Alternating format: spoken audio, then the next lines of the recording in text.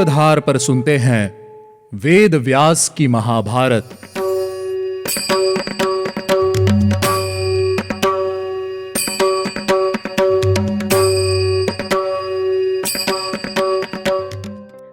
तुम वहां सभी के लिए रत्न धन उपहार लेकर जाओ और सभी पांडवों को वापस हस्तिनापुर ले आओ। आखिर राजा धृतराष्ट्र ने विदुर जी को ऐसी आज्ञा क्यों दी, ये जानने के लिए आपको सुनना होगा हमारा आज का एपिसोड। हेलो लिसनर्स, स्वागत है आपका वेद व्यास की महाभारत के सीजन 4 में। आज हम शुरुआत करेंगे हमारे 4th एपिसोड की। मैं हूँ आपके साथ आपकी सूत्रधार मान्या शर्मा। आज के इस एपिसोड में हम सुनेंगे पांडवों के हस्तिनापुर लौटने की कथा। लेकिन लास्ट एपिसोड में तो हम दुर्योधन द्वारा बनाए गए षड्यंत्र के बारे में सुन रहे थे। थोड़ी सी प्रतीक्षा कीजिए, एपिसोड के अंत तक आप सब समझ जाएंगे। लेकिन उससे पहले हम लेंगे एक छोटा सा रिकैप। पिछले एपिसोड में द्रौपदी का विवाह 5 पांडवों के साथ संपन्न किया गया। पांडवों के जीवित होने का समाचार मिलते ही धृतराष्ट्र और उनके पुत्रों का मन दुख और ईर्ष्या से भर गया। वे सभी दोबारा पांडवों के विरुद्ध षड्यंत्र रचने लगे, जिसमें उनके साथ कर्ण भी शामिल था। वे सभी पांडवों और पांचाल पर आक्रमण करने की योजना बना रहे थे। तभी धृतराष्ट्र ने दुर्योधन से भीष्म और विदुर को भी इस कार्य में सम्मिलित करने के लिए कहा। चलिए अब जानते हैं कि पितामह भीष्म और विदुर जी इस विषय में क्या कहते हैं। कुरुक्षेत्र की सभा में पितामह भीष्म, आचार्य द्रोण और विदुर जी भी आ गए हैं। कौरवों का पक्ष सुनने के बाद पितामह भीष्म ने कहा, मुझे पांडवों के विरुद्ध कोई युद्ध नहीं चाहिए है। मेरे लिए कौरव और पांडव एक समान हैं। मैं किसी भी प्रकार उनमें भेदभाव नहीं कर सकता। तुम्हें भी उनकी रक्षा करनी चाहिए। मेरी राय में तुम्हें उनके साथ संधि कर लेनी चाहिए। तुम्हारे अनुसार जैसे यह राज्य दुर्योधन का है, वैसे ही पांडवों का भी है। जैसे तुम इसे अपने पितरों की संपत्ति देखते हो, वैसे ही यह संपत्ति उनकी भी है। तुम उन्हें प्रेम पूर्वक आधा राज्य दे दो। इसी में सबका हित छुपा हुआ है। अगर इसके विपरीत कुछ किया जाएगा तो उसमें भलाई नहीं होगी। तुम अपनी कीर्ति की रक्षा करो। जब तक मनुष्य की कीर्ति नष्ट नहीं होती, तब तक मनुष्य जीवित रहता है। उत्तम धर्म का पालन करो। अपने पूर्वजों के अनुरूप काम करो। सभी पुरोचन से ज्यादा तुमको लालछन देते हैं। सौभाग्य की बात है कि वे सभी पांडव जीवित हैं। पांडवों का जीवित होना हमारे ऊपर उपकार है, नहीं तो यह कलंक तुम पर ही लग गया था। यदि तुम्हें धर्म के अनुकूल चलना है, यदि मेरा प्रिय करना है और यदि संसार में भलाई करनी है, तो उन्हें आधा राज्य दे दो। आचार्य द्रोण ने पितामह का समर्थन करते हुए कहा, राजन, पितामह के द्वारा दी गई सलाह धर्म और यश की प्राप्ति कराने वाली है। मैं भी उनकी सलाह से सम्मति रखता हूँ। आप पांडवों को आधा राज्य दे दीजिए। द्रुपद के पास शीघ्र ही कोई प्रिय वचन बोलने वाला मनुष्य भेजिए और साथ ही पांडवों के लिए भी भेंट भेजिए।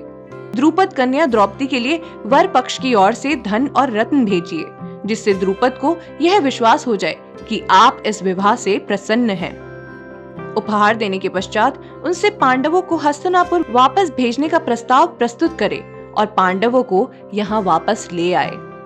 यहाँ आने के पश्चात पांडव आपके द्वारा सदा आदर सत्कार प्राप्त करते हुए प्रजा की इच्छा के अनुसार वे अपने पैतृक राज्य पर प्रतिष्ठित होंगे। महाराज, आपको अपने पुत्रों और पांडवों के प्रति अच्छा व्यवहार ही करना चाहिए। भीष्म जी के साथ मैं भी यही उचित समझता हूँ। कर्ण बोला, महाराज, भीष्म जी को और द्रोणाचार्य को आपकी ओर से सदा धन और सम्मान प्राप्त होता रहा है। इन्हें आप अपना हितैषी समझकर सभी कार्यों में इनकी सलाह लेते हैं। फिर भी ये आपके भले की सलाह नहीं देते हैं। इससे बढ़कर आश्चर्य की बात और क्या हो सकती है। ये अपने मन में दुर्भाव को छिपाकर हमेशा गलत सलाह देते हैं। मित्र भी संकट के समय अपने मित्र का साथ देते हैं, लेकिन ये आपके हितैषी बनकर भी आपका भला नहीं सोचते। मैंने सुना है पहले राजगृह में अम्बुविच नाम से विख्यात एक राजा राज्य किया करता था। उनकी कोई भी इंद्रियां कार्य करने में समर्थ नहीं थी। वे श्वास के रोग से पीड़ित थे। एक स्थान पर पड़े पड़े लंबी सांसें खींचा करते थे। प्रत्येक कार्य उन्हें मंत्री के ही अधीन रहकर करना पड़ता था। उनके मंत्री का नाम था महाकणी। उन दिनों वही वहां का एकमात्र राजा बन बैठा था। उसे सैनिक बल प्राप्त था और अपने आप को बलशाली मानकर वह राजा की अवहेलना करता था। सारा राज्य पाकर उस लोभी का लोभ और भी बढ़ता गया। इस प्रकार सारी चीजें लेकर वह उनके राज्य को भी हड़प लेने की इच्छा करने लगा। राजा संपूर्ण इंद्रियों की शक्ति से रहित होने के कारण केवल ऊपर को सांस ही खींचा करता था, लेकिन अत्यंत प्रयत्न करने के बाद भी वह दुष्ट मंत्री उनका राज्य नहीं ले सका। यह बात हम सब ने सुन रखी है। इसी प्रकार आप भी इन सब की साधुता और असाधुता को समझ लीजिए। द्रोणाचार्य ने उत्तर देते हुए कहा, ओ दुष्ट, तू क्यों ऐसी बातें करता है? हम जानते हैं पांडवों के लिए तेरे मन में कितना द्वेष भरा हुआ है। यह हम सब जानते हैं। कर्ण, हम हमेशा कुरुकुल के हित के विषय में ही सोचते हैं। मैं हमेशा हित की ही बात करता हूं। विदुर जी ने कहा, राजन, आपके हितैषी का यह कर्तव्य है कि वे आपको सही सलाह दें, परंतु आप सुनना ही नहीं चाहते, तो इसी कारण आपके मन में हित की बात कभी भी टिक नहीं पाती है। महाराज, मैं बहुत सोच विचारने पर भी आपके किसी ऐसे परम व्यक्ति को नहीं देखता जो इन दोनों वीर महापुरुषों से बुद्धि या विचार शक्ति में अधिक हो। ये दोनों धर्म और सत्यवादिता में दशरथ नंदन श्री राम तथा राजा गय से कम नहीं हैं। उन्होंने आपके सामने भी कभी कोई ऐसी बात नहीं कही होगी जो आपके लिए अनिष्ट सिद्ध हुई हो या जिससे आपका कुछ बुरा हुआ हो। ऐसा भी कभी कुछ नहीं हुआ है। ये कभी आपके विषय में गलत सलाह नहीं देंगे। महाराज, यह पहले उनके पिता का राज्य होने के कारण धर्म पूर्वक वे ही इस राज्य के उत्तराधिकारी हैं। इस बात की ओर ध्यान देकर आप उनके साथ उत्तम बर्ताव कीजिए। राजन, पुरोचन के हाथों से जो कुछ कराया गया उससे आपका बहुत बड़ा अपयश सब और फैल गया है। अपने उस कलंक को आज आप पांडवों पर अनुग्रह करके धो डालिए। पांडवों पर किया हुआ यह अनुग्रह हमारे कुल के सभी लोगों के जीवन का रक्षक, हितकारक और संपूर्ण क्षत्रिय जाति का उदय करने वाला होगा। द्रुपद भी बहुत बड़े राजा हैं और पहले हमारे साथ उनका वैर भी हो चुका है। मित्र के रूप में उनका संग्रह हमारे पक्ष की वृद्धि का कारण होगा। आप जानते हैं कि यदुवंशियों की संख्या बहुत अधिक है और जिस ओर श्री कृष्ण होंगे यदुवंशी भी उसी ओर होंगे। जिस ओर श्री कृष्ण होंगे विजय उनकी ही होगी। पूरी प्रजा पांडवों से मिलने के लिए उत्सुक है। आप प्रजा के पक्ष को ध्यान में रखकर कार्य कीजिए। दुर्योधन, कर्ण, सुबुल पुत्र शकुनी अधर्म परायण, खोटी बुद्धि और मूर्ख हैं। इनका कहना मत सुनिए, नहीं तो दुर्योधन के अपराध से निश्चित ही यह राज्य नष्ट हो जाएगा। सभी की सलाह सुनने के बाद धृतराष्ट्र ने कहा, निश्चित ही विदुर, तुम सही कहते हो। पितामह भीष्म कभी असत्य नहीं कहते और गुरु द्रोण तो स्वयं ऋषि हैं। भला वे कभी अधर्म युक्त वचन कैसे कह सकते हैं? इसीलिए मैं चाहता हूँ कि तुम ही पांचाल जाकर राजा द्रुपद से पांडवों को हस्तिनापुर वापस भेजने का निवेदन करो। यह सौभाग्य की बात है कि पांडव और कुंती जीवित हैं। जिस प्रकार पांडव पांडु के पुत्र हैं, उसी प्रकार वे मेरे भी पुत्र हैं। यह भी सौभाग्य की बात है कि उन महारथियों ने द्रुपद कन्या को प्राप्त किया है। मैं राजा द्रुपद के साथ हुए हमारे इस संबंध से बहुत प्रसन्न हूँ। तुम वहाँ सभी के लिए रत्न, धन, उपहार लेकर जाओ और सभी पांडवों को वापस हस्तिनापुर ले आओ। महाराज की आज्ञा पाकर विदुर अब पांचाल के लिए प्रस्थान कर गए।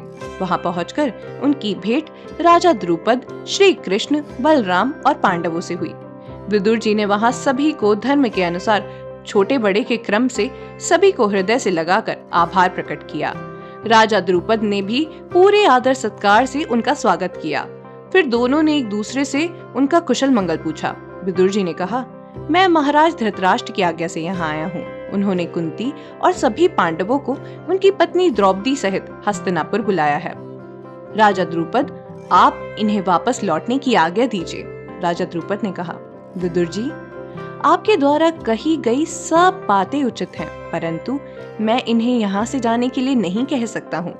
यदि कुंती नंदन पांडव जाना उचित समझे और श्री कृष्ण और बलराम भी यही आज्ञा दे तो मुझे कोई आपत्ति नहीं है।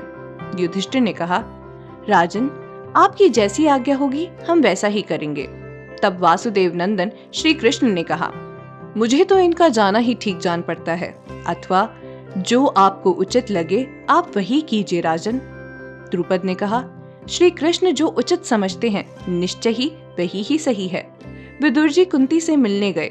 वहां पहुंचकर उन्होंने उन्हें प्रणाम किया और सारी बातें विस्तार से समझाई। कुंती देवी विदुर जी का आभार व्यक्त करते हुए बीते समय को याद करके शोक में डूब गई। उन्हें इस प्रकार शोक में डूबा हुआ देखकर विदुर जी ने उन्हें प्रणाम करके कहा, आप शोक मत कीजिए, आपके महाबली पुत्रों का अंत कोई नहीं कर सकता है। अब वे थोड़े ही दिनों में समस्त बंधुओं के साथ अपने राज्य पर अधिकार करने वाले हैं। अब आप शोक मत करो। सभी पांडव राजा द्रुपद से आज्ञा पाकर श्री कृष्ण, माता कुंती, विदुर जी और द्रौपदी को लेकर हस्तिनापुर की ओर प्रस्थान करने लगे। राजा द्रुपद ने अपनी पुत्री के लिए ढेर सारा धन, रत्न, कपड़े, आभूषण और सभी दामादों को और सभी लोगों को ढेर सारी भेंट दी और उन्हें आदर सहित विदा किया। पांडवों के आने का समाचार सुनकर राजा धृतराष्ट्र ने अगवानी के लिए कौरव, विकर्ण, चित्रसेन, द्रोणाचार्य, कृपाचार्य आदि को वहां भेजा। इन सब से घिरे हुए पांडवों ने तब धीरे धीरे हस्तिनापुर नगर में प्रवेश किया। पांडवों का आगमन सुनकर नागरिकों ने हस्तिनापुर को अच्छी तरह से सजा रखा था। सड़कों पर सब और फूल बिखरे हुए थे। जल का छिड़काव किया गया था। सारा नगर दिव्य धूप की सुगंध से महक रहा था। पताकाएं फहराई गई थी और वे सभी पताकाएं ऊंचे ऊंचे घरों में सुशोभित हो रही थी। पांडव प्रजाजनों के शोक और दुख का निवारण करने वाले। उस समय दुर्योधन की रानी ने धृतराष्ट्र पुत्रों की अन्य वधुओं के साथ द्रौपदी का स्वागत किया। वहां पहुंचकर कुंती ने द्रौपदी के साथ गांधारी को प्रणाम किया। गांधारी ने आशीर्वाद देकर द्रौपदी को हृदय से लगा लिया। द्रौपदी को हृदय से लगाकर गांधारी सोचने लगी कि यह पांचाली तो मेरे पुत्रों की मृत्यु ही है। यह सोचकर गांधारी ने विदुर जी को बुलाकर कहा, विदुर, यदि तुम्हें जचे तो राजकुमारी कुंती को पुत्र वधु सहित शीघ्र ही पांडु के महल में ले जाओ और वहीं इनका सारा सामान भी पहुंचा दो। उत्तम मुहूर्त और नक्षत्र सहित शुभ तिथि को उस महल में इन्हें प्रवेश करना चाहिए, जिससे कुंती देवी अपने घर में पुत्रों के साथ सुखपूर्वक रह सके। विदुर जी ने बहुत अच्छा कहकर वैसा ही किया। अगले एपिसोड में पांडव से मिलने के लिए नारद मुनि आने वाले हैं, लेकिन उनके इस आगमन के पीछे क्या रहस्य है, यह जानने के लिए आपको सुनना होगा हमारा अगला एपिसोड। आज के एपिसोड में बस इतना ही। उम्मीद है आपको हमारा यह एपिसोड पसंद आया होगा। अगर आप इस एपिसोड से रिलेटेड कोई भी सवाल पूछना चाहते हैं तो हमारे social media platform Twitter, Facebook, Instagram पर हमसे संपर्क कर सकते हैं।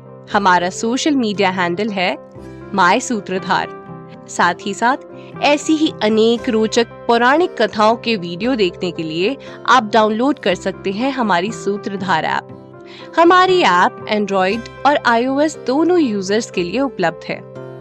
यहाँ आपको हर एक कहानी सुंदर चित्रण और सटीक फैक्ट्स के साथ मिलेगी। इसके अलावा आप श्री राम कथा, मिनी टेल्स पॉडकास्ट हिंदी और इंग्लिश, नल दमयंती प्रेम कथा हिंदी, इंग्लिश तथा ऐसी ही अनेक कहानियाँ अपने मनपसंद ऑडियो प्लेटफॉर्म पर सुन सकते हैं। लिंक आपको डिस्क्रिप्शन में मिल जाएगा। मैं आपकी सूत्रधार मान्या शर्मा मिलूंगी आपसे अगले एपिसोड में। याद रखिएगा, हम हर सोमवार और शुक्रवार आपसे मिलते रहेंगे।